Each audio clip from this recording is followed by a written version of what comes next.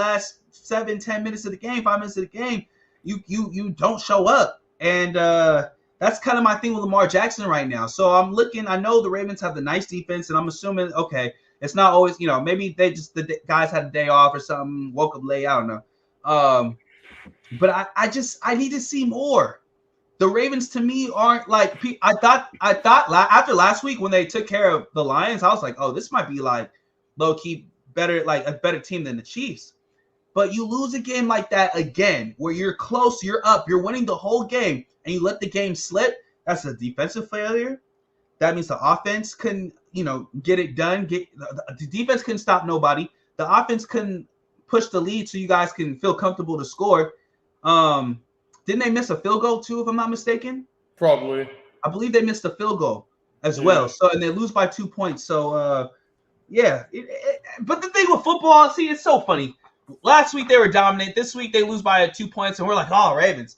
I think the Ravens are still a good team. I would just like to see them win those games, win the close games, win the games that matter.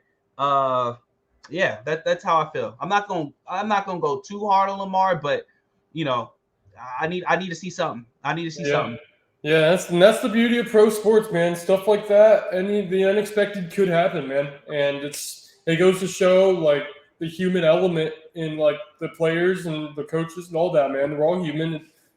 Things don't go their way sometimes, and it's just like it's very entertaining to see how teams handle and bounce back from those situations from week to week and one game at a time. So I still think, as a Steelers fan, I still think Ravens are an elite team, at least in the regular season.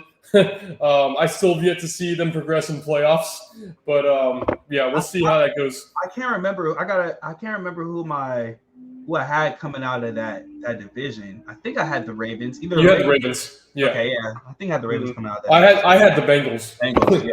Yeah. So, yeah, it's definitely. I'm definitely excited to see how the AFC North is going to end this week or this year. Yes. So, yeah. Right. And there might be, the way that division is looking, there actually might be like the division leader and a wild card team coming out of that. Out of that division. So. I think I saw something where it's like if the season ended today that the Ravens, Browns, and Steelers would make the playoffs. I believe it. Yeah, I believe it. And then the Texans would get that 7th seed. Wow. Yeah. So it's very interesting, bro. It's very interesting in the AFC. What's going on in the AFC right now, man? AFC North is man. And speaking of the Texans, and still involving the AFC North, Texans and Bengals had a showdown. And I had a very different outcome prediction that I thought would really happen in that game. I thought Bengals was going to get smacked. Let's call it what it is. I'm sorry, Texans. I thought the Texans were going to get smacked. Yeah, I totally thought so too. Yeah, I thought the Bengals were going to show up. I thought Joe Burrow was going to show them that there's levels to this. The Bengals were on a roll. They have a game at home against the rookie quarterback. Gladly, I was wrong, but Joe Burrow been playing out of his mind lately too. You know what I'm saying? Yeah. Joe Burrow had a couple uncharacteristic mistakes. Some stuff you just don't see from Joe Burrow. The game was 30-27. It was pretty close. I'm not gonna go too crazy on the Bengals, and they usually close those type of games. I want to talk more about C.J. Stroud and the Houston Texans, but they believe in this brother. They believe in this brother. They believe like, yo, we can go far with this guy. Not only that, D'Amico Ryans, what a head coach, man. What a leader of men. Great head coach. Had the 49ers defense the last few years looking elite. And now he's moved on, and now he has, it takes a few games, especially when you're young, to kind of gel things and get the game plan going. But now he got these young brothers believing they can take anybody. Mm-hmm. He got these dudes believing not just the offense, but the defense. He got these dudes thinking we can stop anybody. We can hold anybody. We can slow down anybody. Mm-hmm. You know what I'm saying? And or we can get crucial stops when it matters most. And that's exactly what they did. Yep. The Houston Texans, they're formidable. They could win this division. I've been hearing people talk about C.J. Stroud be the MVP. I'm not going to go that far because they are, 5-4. I think he's the rookie of the year. I think that D'Amico Ryans is my head coach of the year. If these guys, though, I'll tell you what, these guys end up winning 11 games. They can string together, win 6 more games or something like that. you would have to strongly consider C.J. Stroud for MVP this year, especially. He's balling. Yeah. He's balling. For sure. And I'm excited to watch the Houston Texans play. I haven't said that in like the last 3 or 4 years. You know what I'm saying? So I overall think it was a great move. That division is pretty up for grabs. Yeah. AFC North and South, it's up for grabs this year, boys. Yeah. But you know what's not up for grabs this year? Well, at least for one team, the AFC East. Oh, I know that one team. You're talking about, Hamilton. Ladies and gentlemen, it's time. It's done. It's time we have that conversation about Bill Belichick and his actual impact on the Patriots. It's time we talk about the Patriot way. It's time we talk about the Colts beating the Patriots 10-6 yesterday. It's time we talk about Mac Jones regressing because you decide to get a defensive coordinator and special teams coordinator to be your offensive coordinator for a second-year quarterback. It's time we talk about the greatness of Thomas Brady. You know, I gotta say his full name. I can't even say his full name. Thomas Patrick Brady. Thomas Brady's insane. I know, right? But we have to say it because we have to just Tom isn't good enough no more. Thomas, because just the greatness. There needs to be more. That is how much that is how bad Bill Belichick has looked in the last like 5 years now. Like 4 or 5 years since 2019. Yeah. Big drop. Super drop. Bill Belichick, let's just start calling, laying it all out on the line about Bill Belichick. He's never been a man's coach. He's never been a people's person. The Patriots way, that my way or the highway, that may have worked in 2007, but we're in 2023. These brothers is different. You ain't gonna get through to none of these brothers like that. You can't connect with your team. You can't get these guys to do anything. Mac Jones was 15 to 20. Only missed 5 passes. Only had 170 yards. He's not throwing the ball far. Nope. And I remember seeing Mac Jones go at it with Tom Brady his rookie year. So no one can tell me Mac Jones isn't a good quarterback. It's a terrible system. Yep.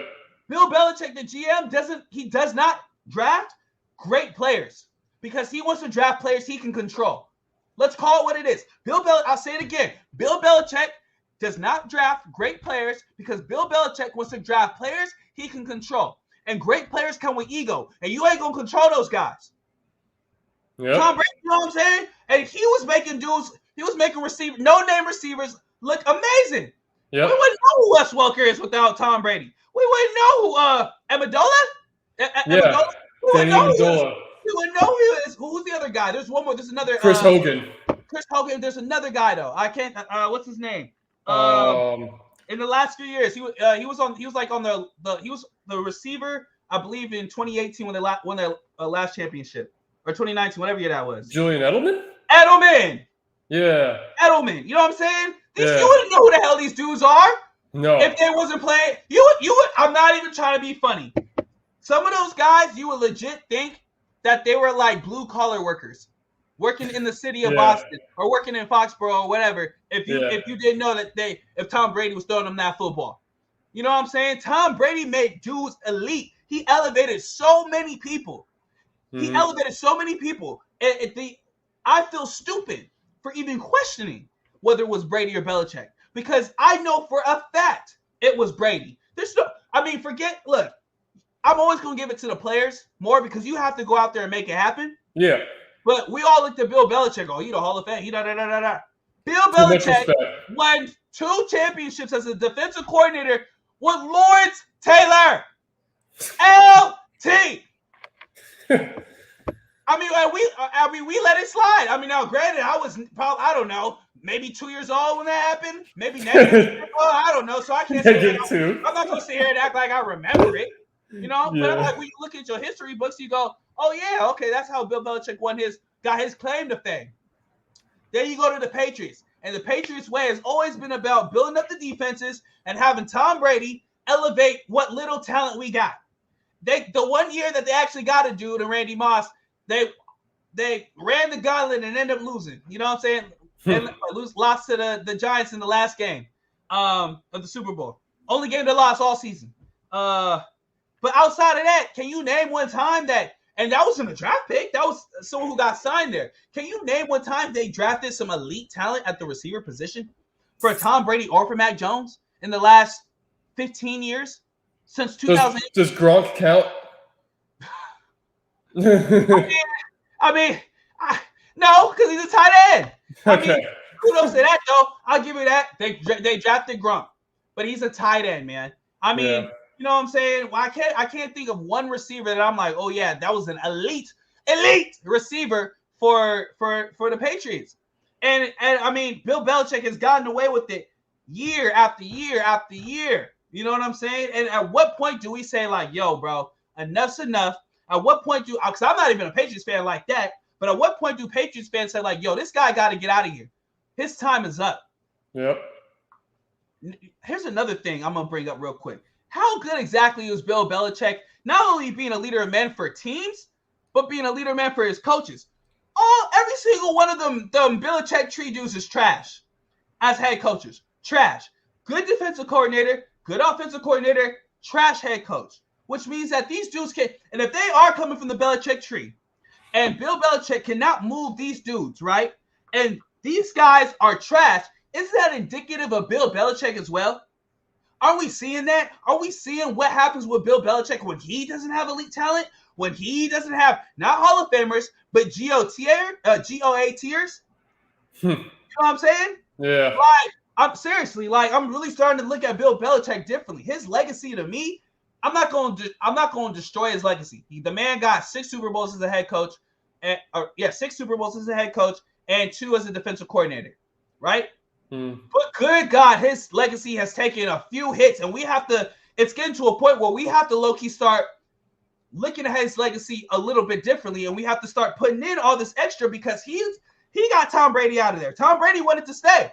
Tom Brady left because of him. Went and won a whole nother Super Bowl. Before we go, yep. I know it was a bye week.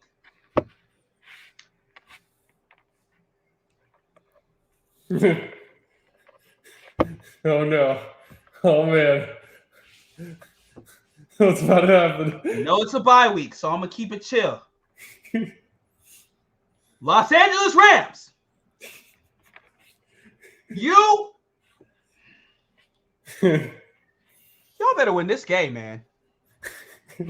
Y'all better win this game against the Seattle coming up. I'm not even playing. 3 losses in a row, a bye, and then another My chest. You got a home game, right? Win this game.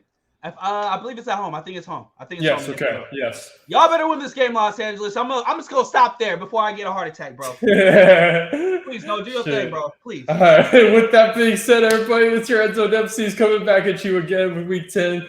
I'm your host, Young and You. You can find me on Instagram, YUNG_N.U. As always, music platforms, Young and You, how it is.